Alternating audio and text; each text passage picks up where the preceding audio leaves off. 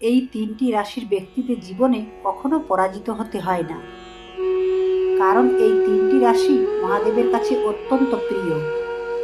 আপনি সত্যিই খুব ভাগ্যবান হয়ে থাকবেন যদি এই তিনটি রাশির মধ্যে একটিও আপনার হয়ে থাকে।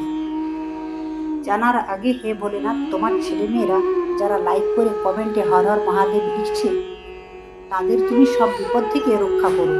নাম্বার 1, তুলা রাশি। এই রাশিদের ব্যক্তিদের প্রতি মহাদেব অত্যন্ত প্রসন্ন হয়ে থাকেন। ভগবান শিবের কৃপা থাকার কারণে তুলা রাশির লোকদের জীবন ও শান্তি খুশিতে ভরে যায়।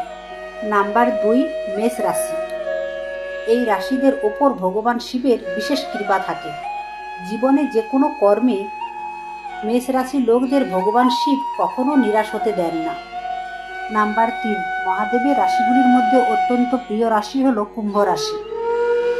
এই রাশির লোকেদের খুব বেশি পরিশ্রম করতে হয় না, খুব কম সময়ের মধ্যে এনারা সফলতার প্রাপ্তি হয়।